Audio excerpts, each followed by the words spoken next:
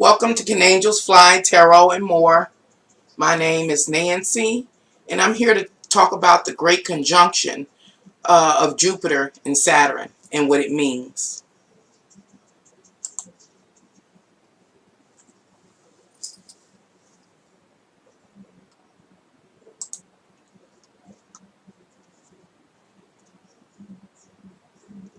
Please like, share, and if you haven't already, subscribe.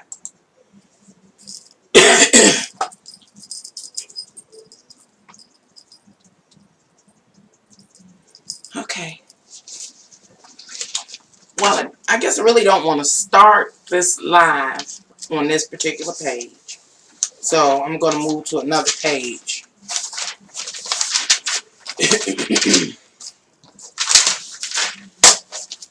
I don't have many notes, just a few. So here I am. What I have here is a chart showing the December 21st, 2020, the period that is the period of interest, and it's of interest because Jupiter and Capricorn, I'm about to show you with this magnifying glass that I can access and move around. Jupiter and Capricorn are conjunct here on this wheel, and it's in the 11th house of Aquarius, and both are at what, 0 degrees. Saturn is 0 degrees 31, while Jupiter is 0 degrees 33. So we're going to talk about this astrological wheel. I really don't intend for this live to be long at all. I just want to add my little 2 cents in my interpretation of this astrological alignment since it's trending. So first things first, let's talk about the sign of Aquarius that occupies the 11th house in astrology. 11th house is a representation of our various social constructs. It also includes groups, clubs, organizations, establishments that in which we can be affiliated. It also represents each individual that creates humanity, as we are one of what? Many. So that's Aquarius. Aquarius is ruled by Saturn as well as Uranus. Aquarius as well as Saturn suggest a futuristic or the future. Uranus represents technology. Saturn represents restrictions and constraints and perimeters that are around a particular subject matter.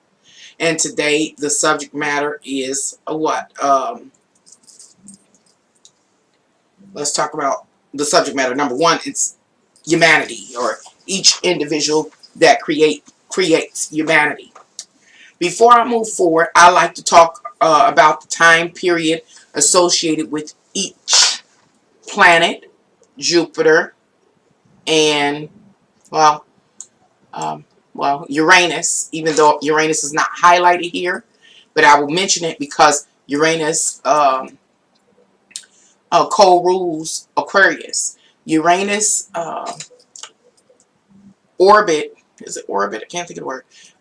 Is every 84 years, if I'm not mistaken. 84 divided by 12 is what, about 8? No, that's 96. 7 point something years. That is to say that the planet Uranus that rules Aquarius takes about 7 years plus in each sign, and a whole 84 years to go around, if I'm correct. But I want to focus, of course, on these 2 planets of interest, and they are what? Jupiter and Saturn. Jupiter, the blue glyph in which the magnifying glass is highlighting, its orbit, I'm saying that right, but I'm not going to worry about it. Its orbit is, it goes through each planet, each house or sign every 12 months, every year. With that being the case, it takes a whole 12 years for Jupiter to return to the place it is now. The next is the glyph next to it. I can't get it. I guess I could get it isolated. Right in there. And this is Saturn. And Saturn's rotation around the zodiac wheel is every 2.5 years. And it ranges between, the orbit all the way around ranges between, I think, 28 and 30 years. So let's say it takes 30 years for Saturn to go around and return to the point in which you see it. I don't want to jump ahead. As mentioned, Jupiter and Saturn are conjunct. They're both at 0 degrees of Aries. Where is the Aries? I mean 0 degrees of Aquarius. The 0 degree corresponds with the zodiac sign of Aries. So what does Aries represent?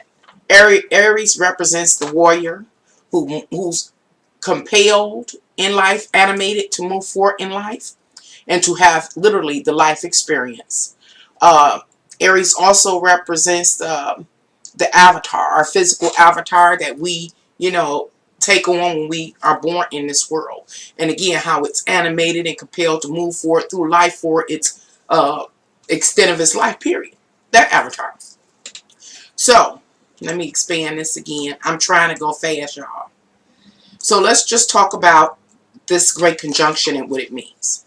To me, it suggests that each individual that creates humanity, now I'm going to jump screens, y'all, and I'm jumping for a reason. Show and tell. Each individual in humanity, no matter what continent you live on, is a part of the various social constructs that make up our world.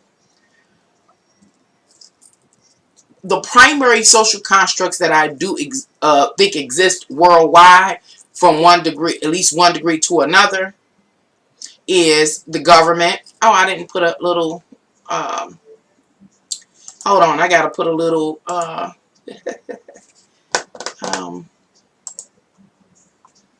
thank God it was right there. My little magnifying glass. So we on the same page.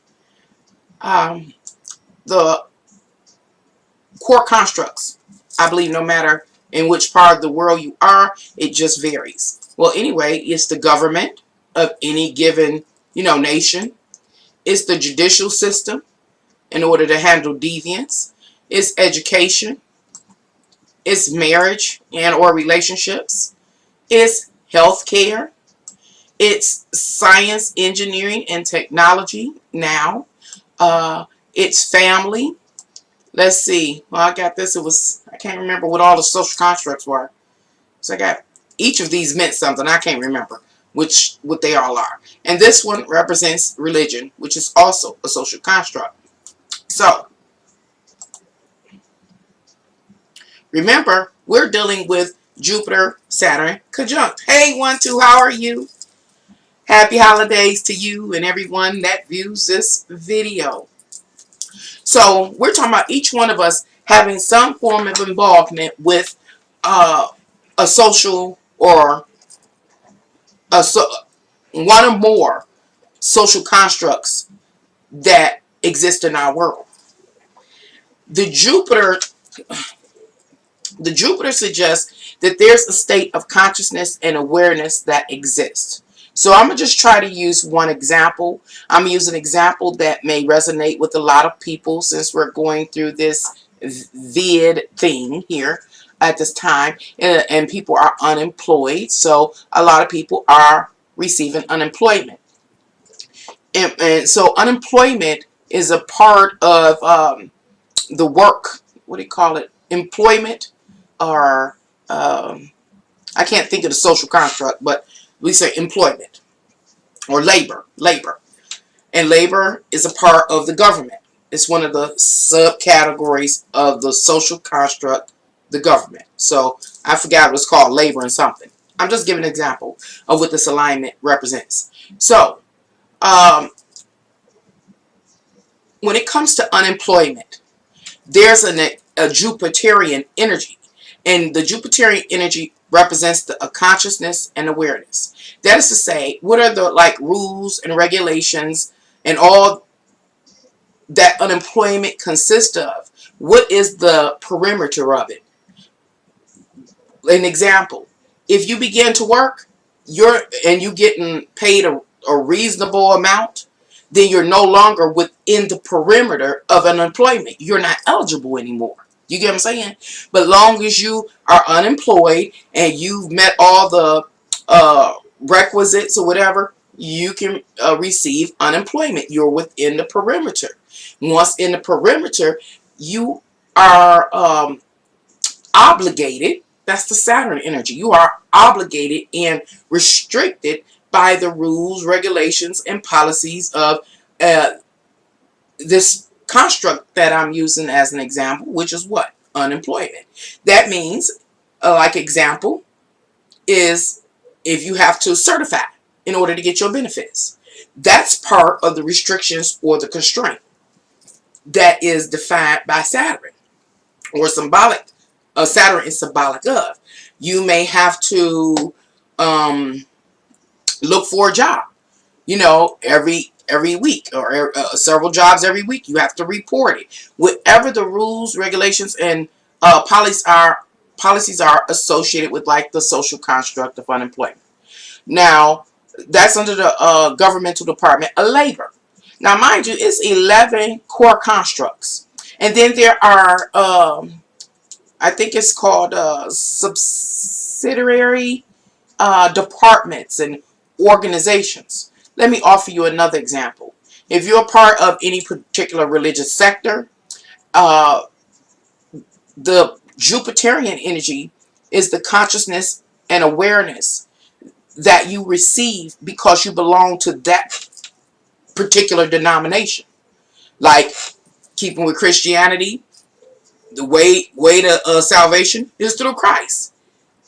That is one of the perimeters. Another perimeter could be you have to be baptized by the Holy Spirit and the Holy Ghost and all that. You know what I'm saying? And then the Saturn energy represents the constraints that are put on you as a direct result of being a participant in any given club, group, organization, social construct, etc., etc. When talking about Christianity, what might be a constraint? Well, thou shalt not kill is a constraint. You know, the 10 Commandments are constraints or restrictions. You have to stay within the perimeters of those rules, regulations, religious laws, in order to what? Make the claim that you are a Christian. That's what this Jupiter Capricorn energy means. I mean, Jupiter and Saturn conjunct in Aquarius represents. Remember, the 0 degrees represents you, the individual, one of the many individuals that create humanity during this time period. Something else that I looked at in relationship to Jupiter and Saturn was looking at, because y'all see I have images in the site. As you can see, the site is called Planet Watcher, in which I'm using their chart. Okay, I guess I'm cool. So another thing I was looking at and trying to see is when is the last time Jupiter and Capricorn may have crossed paths. And based on my calculations, my calculations were quick. I didn't spend a lot of time on them, but I estimated that it was maybe 30 years ago when Jupiter and Saturn last crossed paths. If that is the case, this is 2020. What do I do with it? I think I might have been moving so fast. No, was it what?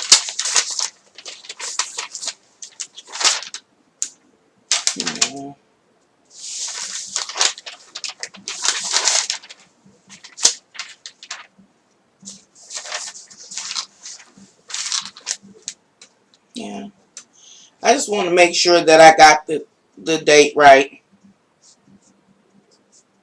1960 is what I came up with.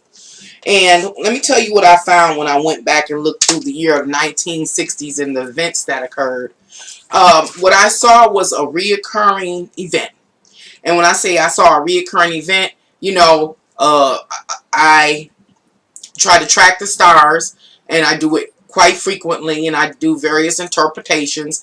And in the last 3 or 4 months, every time I do research, it keeps pointing me to a particular region in this earth, and it's the I think it's called the Cape of Great Hope or something like that, off of the coast of Africa. The first time I seen it, it had to do, I was looking at the presidential election, I do believe, and I realized that there was a connection between Donald Trump and Ronald Reagan. And I can't even remember the details of what I was dealing with, the intricate details of what I was dealing with, but it pointed me to that Cape of Great Hope or Good Hope or something like that on again on the coast of Africa. And then the next month I interpreted the stars. It took me back to the coast of Africa. Today, when I was looking at this Jupiter and Saturn conjunct, and I went and did my research based on the last time, I thought that, you know, that I came up with Jupiter and Saturn crossing, it went back to the Cape of Good Hope. Now, before I go into that, I just wanted to mention that before I forget. I want to talk about some of these other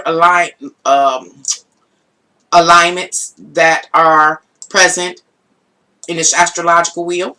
So I moved the magnifying glass over so that we can do some interpreting over this way.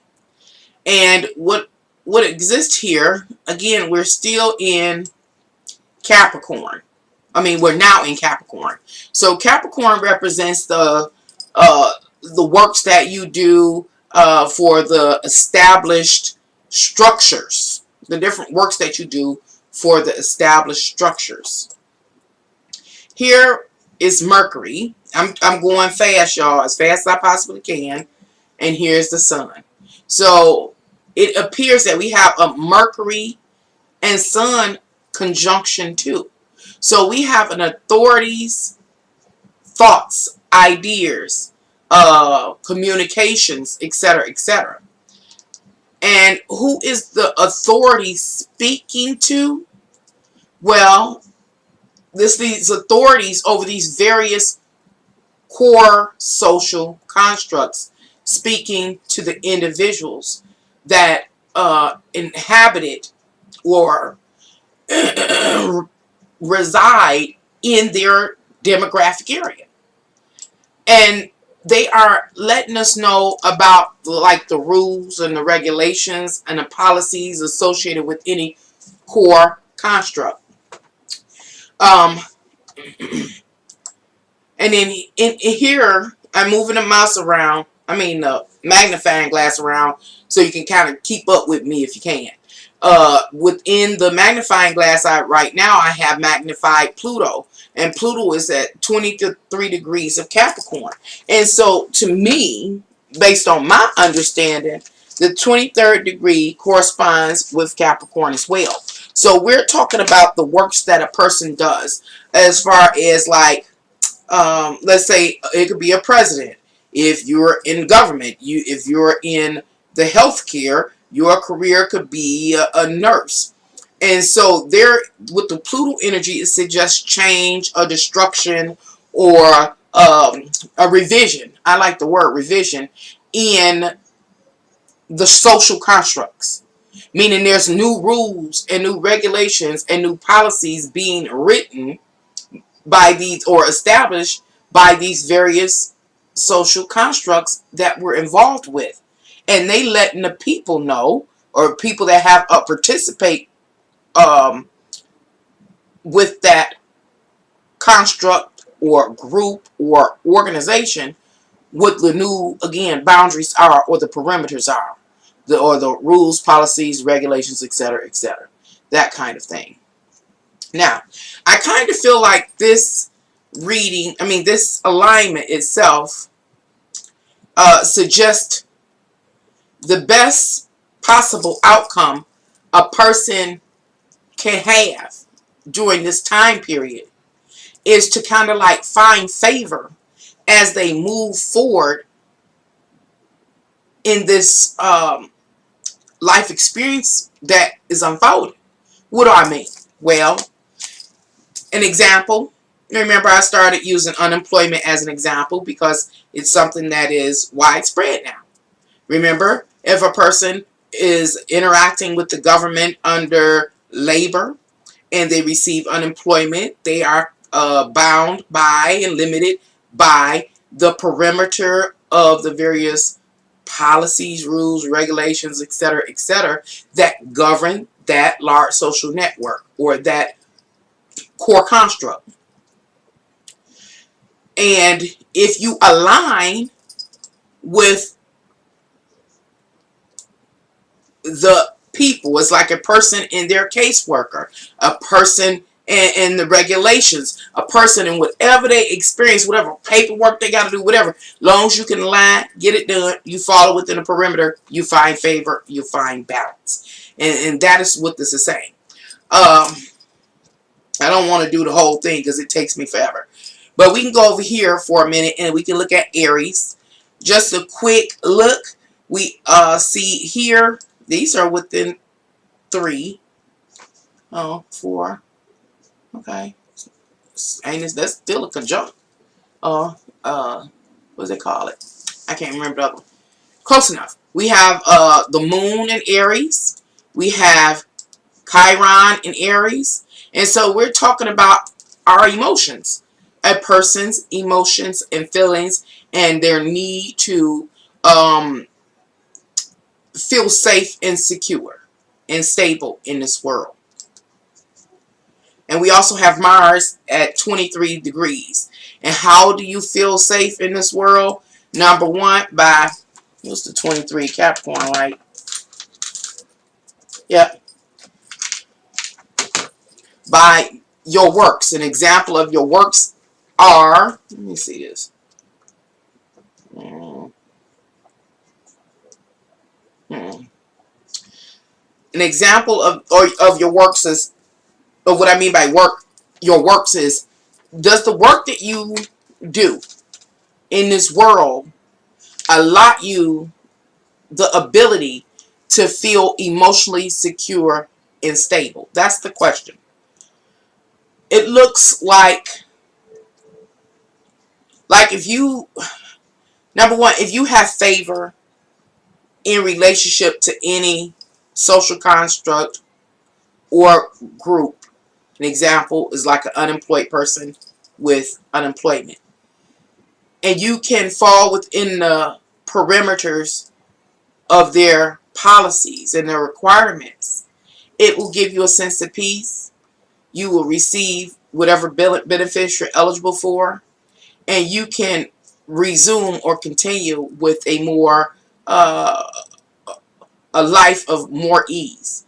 But there's another scenario that could unfold. And that is to say, if you are a person who is employed that is attempting like to receive unemployment, or your employment benefits are running out, or they're sending correspondences and you're not replying in a timely manner, or they're not getting it in a timely manner, whatever the details are, then that can cause some imbalance or disturbances between you and this other entity, which in this case is like the unemployment. This is the social core social construct I'm talking about, a government agency. So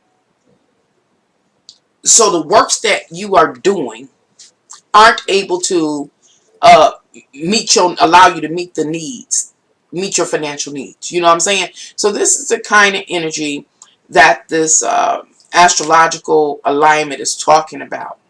Now, I want to jump over and let's see, I can't see.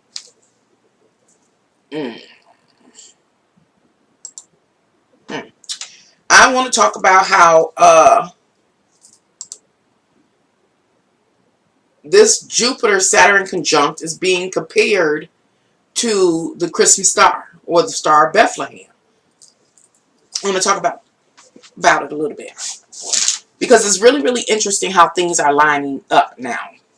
In my last few live streams, I've been talking about how I've been going back to the Bible, reading the Bible, and seeing how things are really lining up and truly manifested in this physical realm.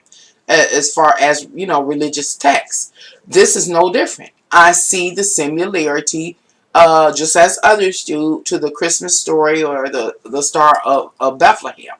And I'll explain why. Think about it.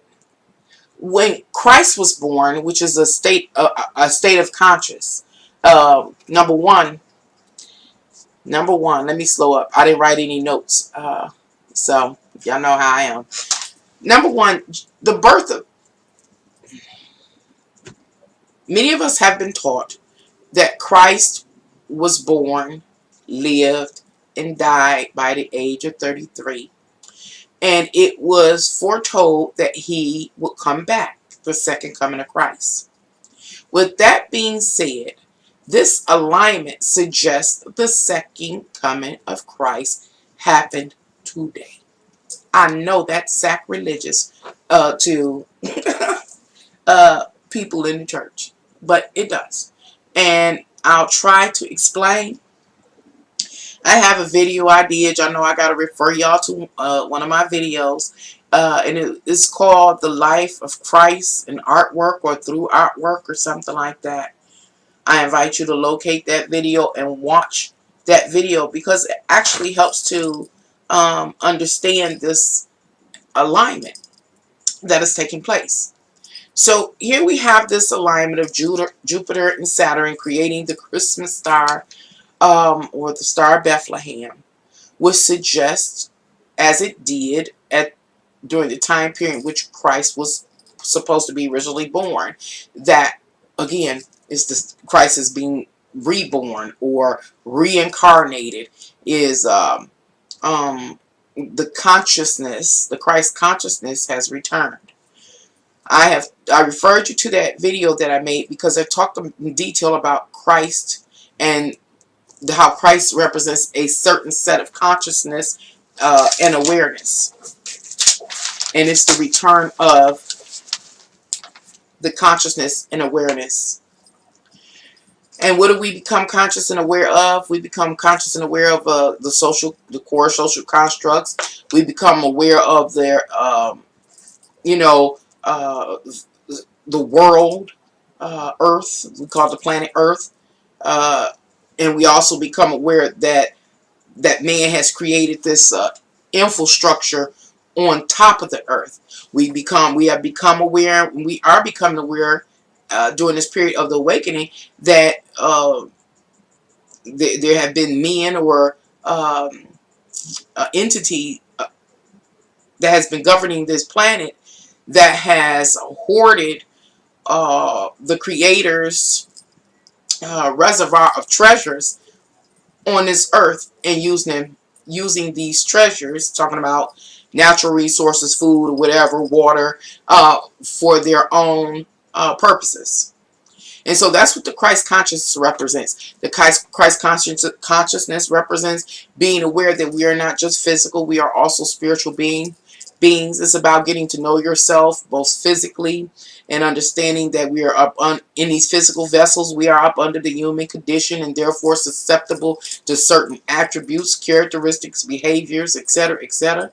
And then it's also about getting to know thyself as far as the soul and the spirit and different things like that, and what it's capable of achieving, and what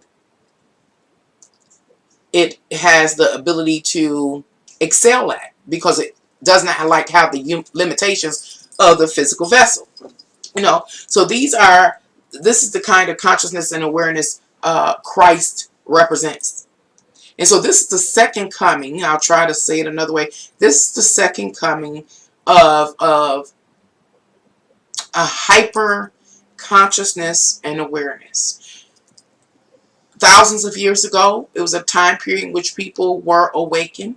There were, what do they say, the enlightened ones, and namely Jesus Christ, walking around, pointing all these things out to the people who existed at that time during the history of humanity, and started waking people up, and you see what happened to them.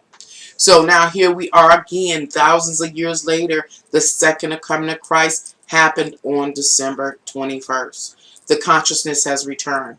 There are enlightened ones just like Christ who have come to say, hey, look at all these facts and details associated with your existence in this physical world, and don't forget what? That's your spirit. Okay. Again, I refer you to that same video in which I talk about the life of Christ using art, or through art, whatever it was, because I talk about the significance of Mary, and how Mary, the anagram of Mary is army, and is the army of conscious believers. You know, people that are army of aware, consciously aware people and believers, that what? Humanity can basically self-govern and don't have to be governed by no corrupt authorities. I'm trying to make it short. Jupiter and Saturn. Let's talk about Christ consciousness. Without the consciousness of Christ, there is no Jupiter. There is no expansion. There's no promise for expansion.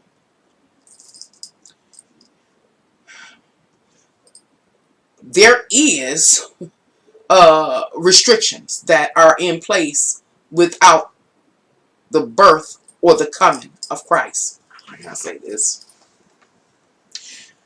Even with Christ being born the first time and then the second coming,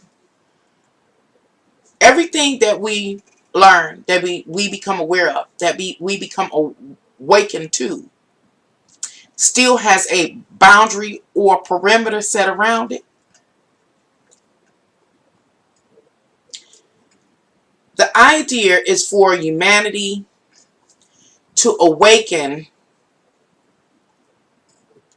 to a level that is equivalent to its like advancements in technology, or what? You get left behind. Seriously. How do I do? I want to talk a little bit. I'm just jumping around everywhere. Just want this to be up under an hour if I can. I'm trying. I'm pushing. I wanted to talk about the three wise men that were referred to in the Bible, or the three kings, or the three magi. They have been referred to as these different, carrying these different titles, social titles, because of how they were described in the Bible. They were described as astrologers because they were aware of the significance of the astrological alignment that was occurring during their time, and it was a sign for them to move and to go partake in something in particular. In the case of the Bible, it was the birth of Jesus Christ, or the birth of the initial consciousness and awareness of that time period. So that's why they was called the Magi, you know, or the astrologers, astronomers. Then they were called the three kings. Why? The three kings, the title of kings was assigned to them because of the gifts they came bearing. As you know, the three kings carried what? Frankincense, myrrh, and gold. Why did the kings bring frankincense, myrrh, and gold to baby Jesus, which really represents consciousness and awareness about whatever subject, and so you know what to do with it? Is out of all the other things, they could have bought Jesus.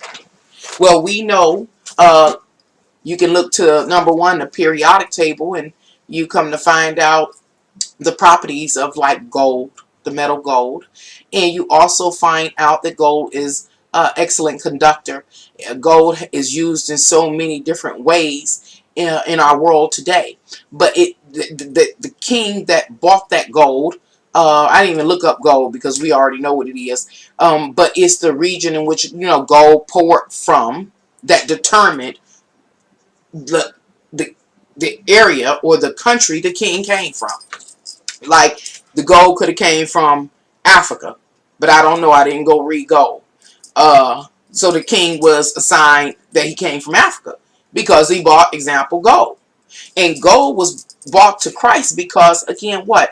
It has so many useful possibilities in this world once you're conscious. That's what Christ represents. They bought it to Christ because he was the consciousness. You know what to do with this. You know what to do with gold.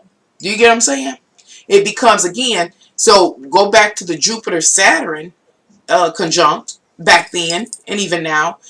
Hey, baby Christ, I'm the king bringing the gold. I'm bringing this to you because you're conscious and aware. You can define Jupiter, all the possibilities relative to gold, what you can do with gold, and it expands the consciousness and awareness and the level of advancement in technology for humanity at our time and into the future. Remember, Jupiter, it takes 12 whole years for it to circle around uh, the zodiac wheel, the astrological wheel. And so with what they call it, Christ, with Christ receiving that gift, it means he has the ability to, again, set the parameters of how to use gold. But you got to remember, Mary represents the army. Jesus Christ represents the consciousness. We're talking about for humanity. That this is about humanity. Christ was not just a single person. He was a state of consciousness, and it was the consciousness of humanity. It was the I always say one of many. Many. Mary represents the many, or the army of conscious people knowing what to do with gold. Then it's another king. The other king bought myrrh. Now that king that bought myrrh may have been from, I think myrrh was from Africa, wasn't it? I'm gonna do it under an hour video, y'all. I'm gonna do it. I'm pushing. Oh Lord. Let's see. Did I put myrrh? I should have wrote. I didn't write down where these various materials or elements, not elements, materials, are bountiful in this earth. But it say it when you read exactly which area it comes from. And the whole point is it lines up with the old story about one king came from Africa, one king came from Asia. These and it again. Okay, so let me talk about myrrh. Okay, so we have a king come from, I don't know, I didn't write it down. I'll just use Africa again, wherever. So, and it literally says if you, again, study myrrh. Anyway, let's talk about what myrrh is good for. Because remember, it's about a person having the consciousness to be able to use this for the betterment of humanity. Okay. And so myrrh is a natural gum. Did you know that? It's called a rinsing. God dang it. Use of myrrh is in antiseptic mouthwash. It's used in toothpaste. It's used as like the numbing agent for toothaches.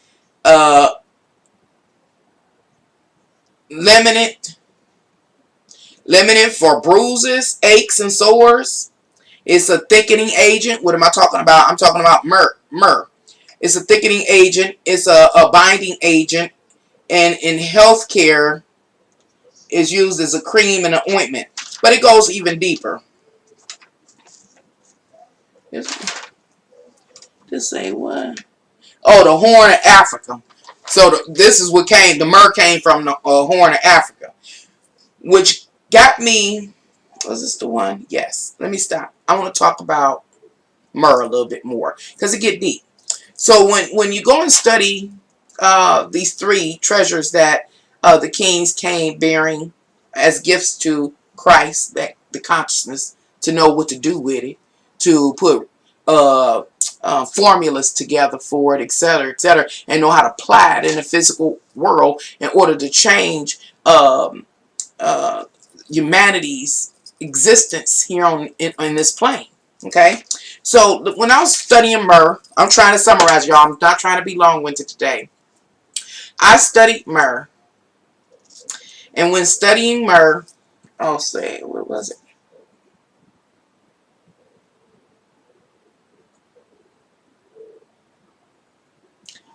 Oh, I was supposed to read it. I wanted to show y'all.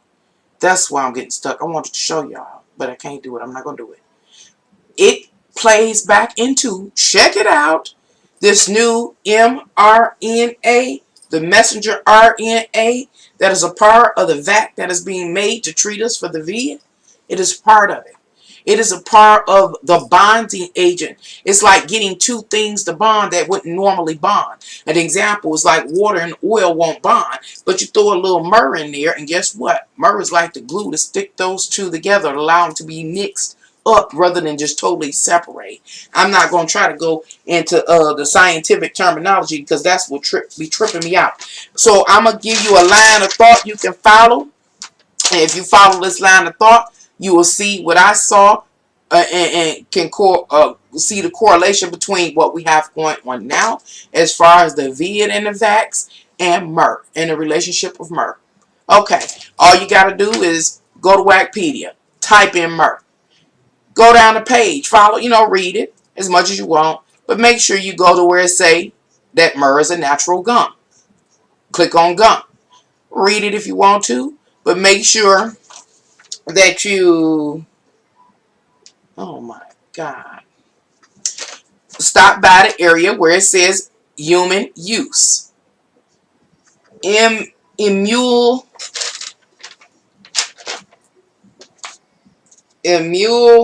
I must try to spell it.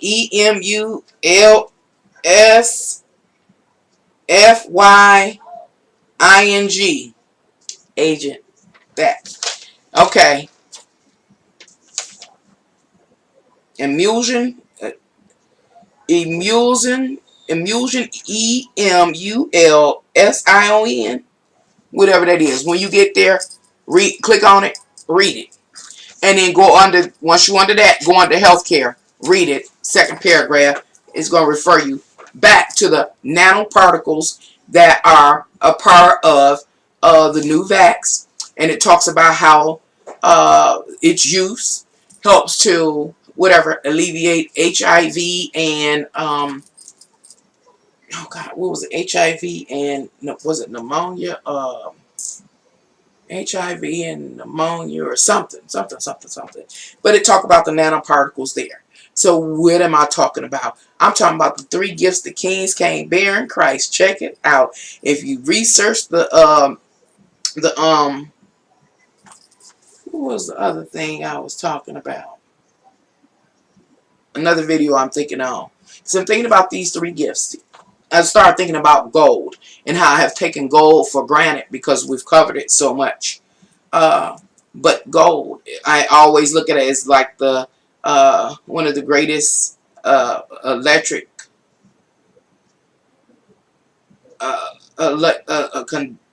it's very conductive. But I was trying to think back to something I did. Gold always comes up. But I'm trying to think of this time period. It is possible. I remember seeing something about gold sheets in relationship to nuclear reactors around the same time when I was talking about Donald Trump, Ronald Reagan, and the Cape of Good Hope, or whatever it's called, the Horn of Africa down in there, the coast of Africa. The gold was talked about there. Something's going on, y'all, as far as, and I keep thinking I'm picking this up. I'm getting more and more sure of it.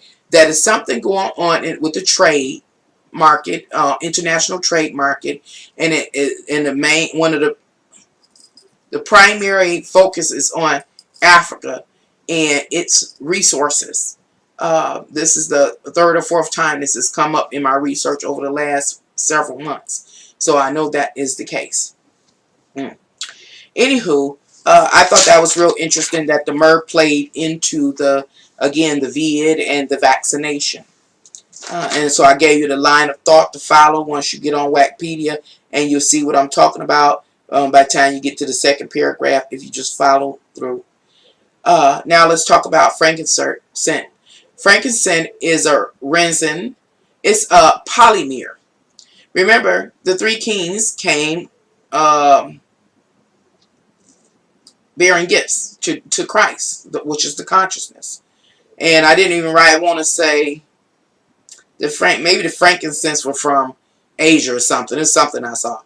Anywho, a polymer is used as synthetic plastic, peanut packaging, a CD storage, jewelry cases, containers, lids, bottles, trays, tumblers, disposable cutlery. It's used in everyday life in so many a variety of ways. It even used to make models and styrofoam and molding and vacuum foaming.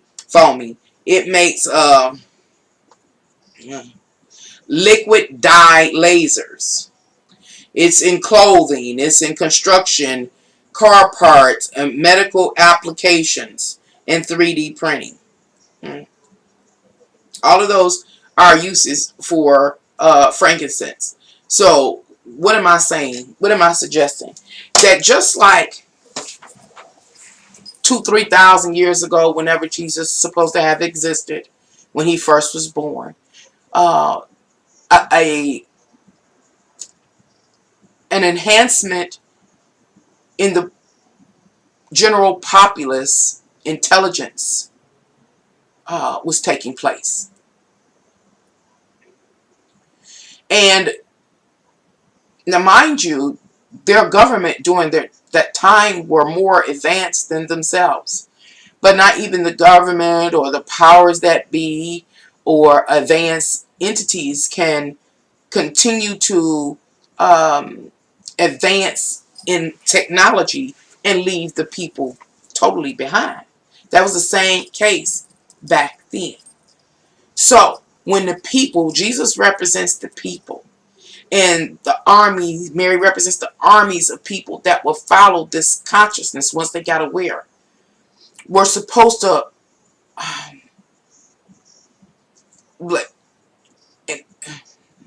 basically learn or educate themselves about Earth's treasures and what potential they had. That's it. See, even during that time, there were technological advances, but the common general populace didn't know that. And so the consciousness was being offered for them to catch up. That's why the three kings brought these natural resources to Christ or the people, since their consciousness was growing. Do you get what I'm saying? Because back to the Jupiter-Saturn conjunction, if you don't become aware or educated or knowledgeable about this world and the social constructs and what we know about this earth, everything from the natural resources, etc., then it's a disproportionate awareness or intelligence that's taking place. And it's like will throw us back into the Stone Age. Do you get what I'm saying? It will throw us back into the Stone Age if we don't awaken or embrace this second comment or second consciousness. Opportunity to enhance our awareness and consciousness, our intellect, etc., etc. Because Jupiter really represents your intellect in relationship to the zodiac sign it rules, which is Sagittarius, increasing your intellect as you move forward through life, Sagittarius. And even in school, and they have a test called the IQ test. Throughout your life, your IQ can change. It can go up or down. And that's what Jupiter represents, that IQ at any given stage in your life. Is your intelligence going up or down? That's the question what Jupiter asks. It says because if your intellect is going down, your IQ going down, then you're stuck under the restrictions of Saturn, whatever it brings. You know what I'm saying? If it keeps you from getting a job, if it keeps you breaking loose of shackles, that's what you get. That's the perimeters, and the contents within the perimeters. That's all you have access to. But if in the course of your life, Saturn, you moving forward and you learn and you increasing your intelligence, Jupiter, if you have a heightened a hyper intelligence and consciousness and awareness, then guess what? What they say, the what they call it, the stars are your, how they say it, the stars are your goal or your limit. The sky's your limit. That's what it means. The sky is your limit when you have a certain level of intelligence and awareness. An example of who we can look at nowadays is Mark Zuckerberg and Fauci and all these people that have these superior states of intelligence to the rest of the population. Either we can take this opportunity to increase our awareness and our consciousness, and to also be able to apply it. Because Jesus was teaching and preaching to the people that he encountered in the course of his life, and said, now apply it. Who did he tell them? Who he say walk on the water? Get out that boat in the middle of a storm and walk on the water. Apply what I teach you. You know what I'm saying? And I don't even know who was it. I don't know, John, Peter, whoever walked on the water. You know, he let them walk on the water. Their whole perception and consciousness changed about physics and everything else in that moment. When Jesus ran into the man that was dead or lame or blind, he changed their perception. He changed their reality. He re-educated them. Once they were re-educated, then they were able to what? They were the whole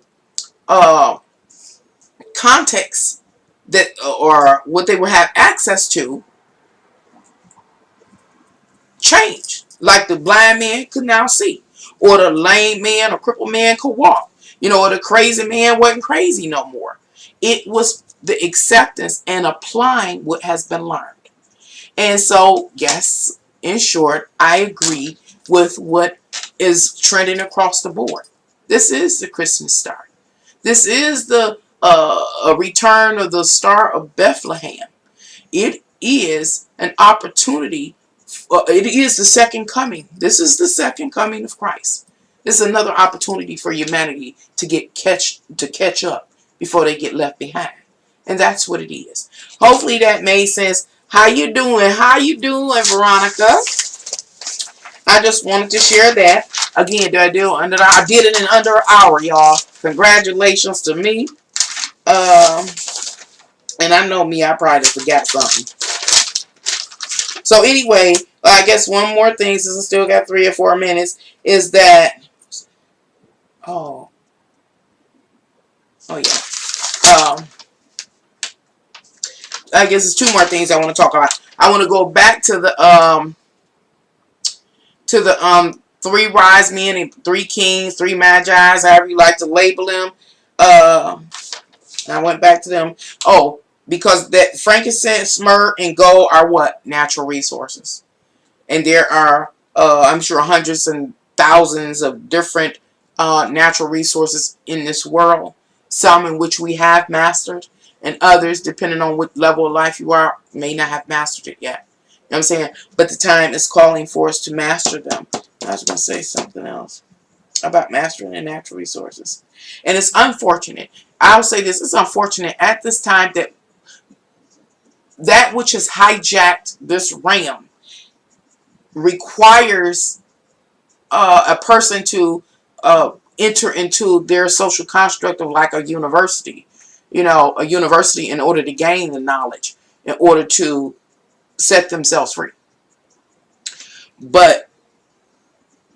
And it costs. And that's the big thing. Not that it's a university. It just costs so much. It's very costly. That's the issue here. And that is the evidence that we're living under a corrupt authority or entity, or whatever the case may be. Because the information and the knowledge is for whomever can comprehend it. You comprehend up to the extent that you can. And then, you know, you go ahead and apply and live your life. Some people have the ability to comprehend more complex subjects or topics, or, you know what I'm saying. Anywho, last thing, I'm going to let it go. I'm going to still be up under my hour. Is I want to talk about how I was talking about how that the last time Jupiter and Saturn crossed paths had to be about 60 years ago, I think it was. 60 years ago, and that was in 1960. And so I went and Googled it and looked in Wikipedia to see what happened in 1960. And hot dang, it was interesting what happened in 1960.